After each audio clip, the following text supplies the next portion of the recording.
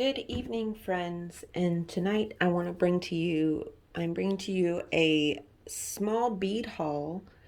And also I want to talk about different jewelry findings and things that I kind of wish I knew about at the beginning of my art journey. It's little tricks and things that make your whether it be jewelry or art pieces look more elevated and more expensive. Um, so yeah, let's get started. First, we're going to talk about the bead haul. So as you can see here, I got a lot of blue things. This is from Cherry Tree Beads is the company. These are some sea glass type beads. They're beautiful. I am super drawn to cobalt blue. It's a very healing color for me. So I also got these Lampwork artist strand. They have different types of strands. They have different color schemes and things like that that you can look through. Um, and this one I just thought was super beautiful. I love Lampwork beads. It just reminds me of my childhood. I love working with these. These reminded me kind of like of porcelain, or like that china, like that blue and white china. I don't know, I just think they're super beautiful.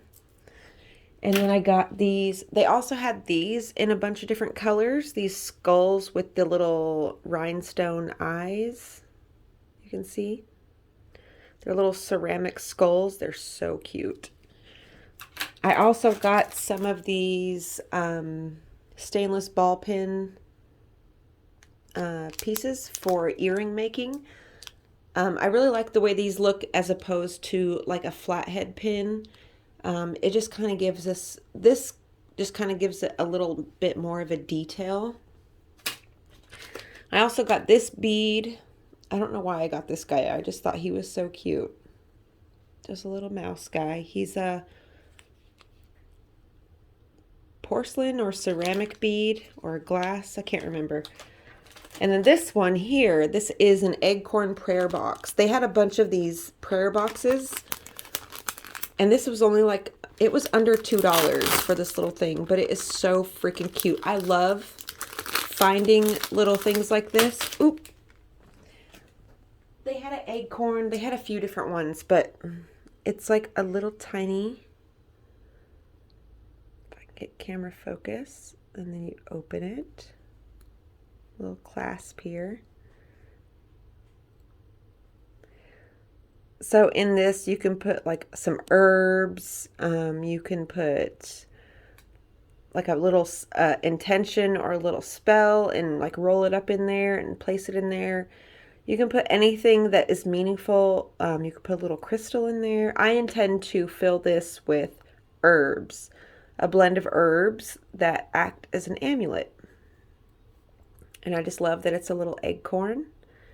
And it's got this little clasp here. And it's just so freaking cute.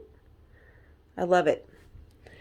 Okay, and then I got this, these are antique silver, pewter. They're like Chinese coins. They're just like little coin medallions. Very, very cute. I love little elements like this on jewelry and art in general. And I got some of these seed beads that are way smaller than I anticipated. Yeah, they are super tiny. But these will look cute. I like to make earrings that are really lightweight because I've noticed with older women that I see who wear super heavy earrings for a lot in their life, their earlobes are like droopy. And I just want to kind of avoid that. So I make really light earrings. That's why I like to make my earrings myself. So let's get into jewelry findings, okay?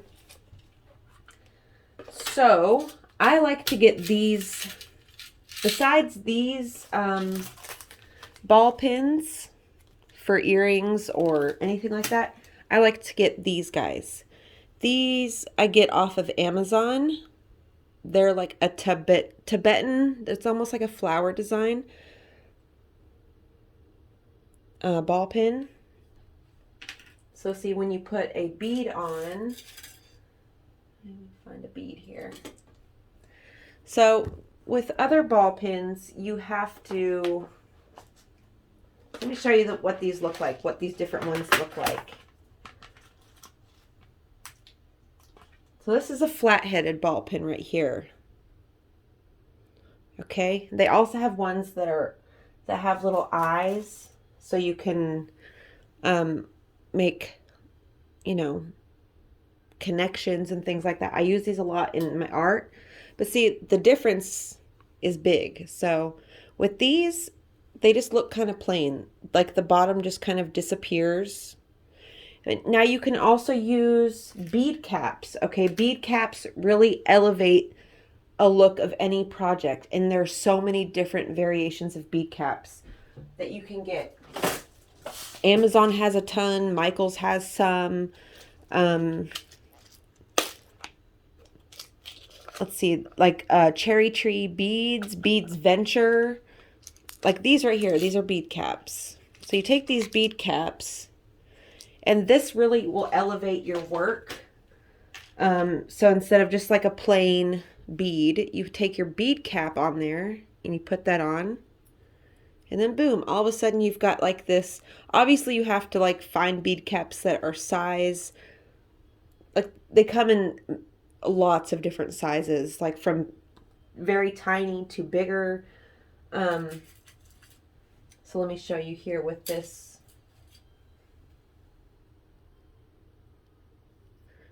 bigger bead what it looks like. So see, the scale is right. So see, but you have to, I feel like to make your work look kind of more high-end and expensive, you have to do little touches like this. I don't think you have to, but like I just like to. But see, if you don't want to do the bead cap thing, you can take this right here. And see, you put this on, you put the bead on this, and suddenly it's just a lot more detailed and beautiful. Yeah. And then these are the other ones that I like. These I like to make earrings out of because they're super lightweight, but they also have this little ball at the end. And you can get these on Beads Venture. You can get them in gold, silver, pewter, antique bronze, like so many different colors. And see the little effect they have right there? Just a cute little silver bead on the end. Okay, so let's talk about another thing here. Let's see. Spacers. Okay, so we have spacers are a big thing that I really think elevate a piece. I like to do metal spacers. Oops. I like to do metal spacers. So these are called spacer beads. They're just like tubes. They're kind of, I mean, you can get them as fancy or as plain as you want. They come in like, you can use regular seed beads or just little tiny sparkly beads. But say you have like a strand like this and you want to add something. Adding spacers in between each bead is going to really enhance the look. Now, the last thing I really want to talk about is crimp beads, okay? This is something that I did not know about until, I'd say, a couple years ago. And before I knew about crimp beads, my work, it really was lacking, okay? So you can do the prettiest piece of jewelry, but how you finish that piece of jewelry is really going to make or break that piece of jewelry in making it look expensive or cheap. So a lot of people, they will take, even I did this in the beginning. I wish I had an example to show you, but my work has gotten so much better that I don't do this anymore. But let me see here. Let me just show you. If I can find a piece of string here. Let me see, where is that string at?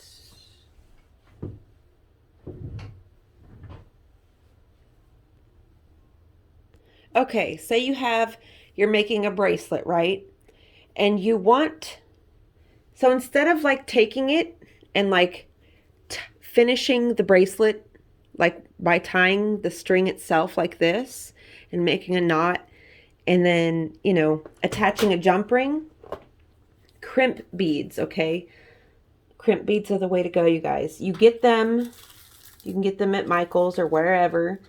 You can get them in a few different sizes, but what they are is these little teeny tiny things right here. Little tubes.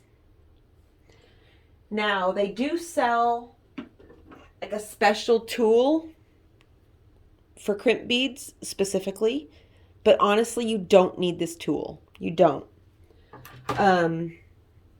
So what these crimp beads do is they help you finish off your work it gives your work a professional look. So what you're going to do is you're going to make a little loop, okay? And then you're going to stick your crimp bead on that. Oh, that one went flying. You're going to stick your crimp bead on that loop.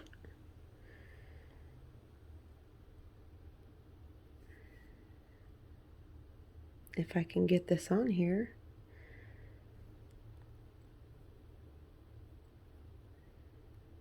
Okay, got your crimp bead on. Now you want to push it up pretty far on your loop. You want to make your loop fairly small and insignificant, okay? Now you take your crimp pliers, or you can just take regular pliers.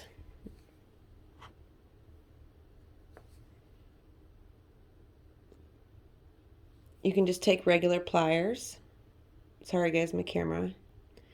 And you close this. So what it does is it squishes the bead first and it kind of makes it into a V shape.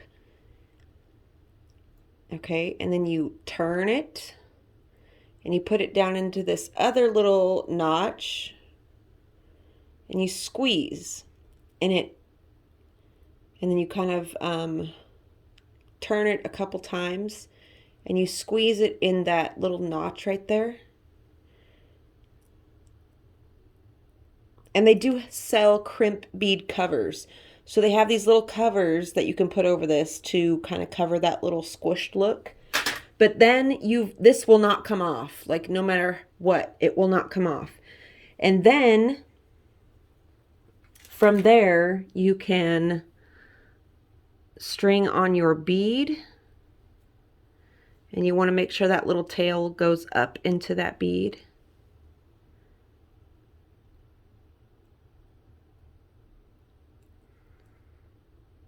Like that. And then boom, you've got a little loop to string onto a jump ring and then a fastener. So it gives it a more finished and polished look. And you can also do this, you can use these with chain, you can use them with string, you can use them literally with anything because that crimping action is what secures it. And I really wish I knew about those crimp beads in the beginning of my work. Because that, as opposed to... Tina, hold on. I'll let you out in a minute, okay? That, as opposed to tying this, okay? You tie that in a knot. And usually this beading string, it's not going to stay... It's so difficult to get the knot to stay tied just because of the way the string is, and it just kind of looks messy. Okay, so you get this knot and you tie it a couple times, and then you put your bead on. Okay, and you see how like just unfinished and messy that looks? It just looks kind of amateur. And so the crimp beads, they really take your look up to the next level. And they also have like tube beads. They're called tube beads, and they basically do the same thing, but you can fit a greater amount of string mass into them. And so you can use like leather string, things like that. And also another thing is what are those called? These things right here. These guys.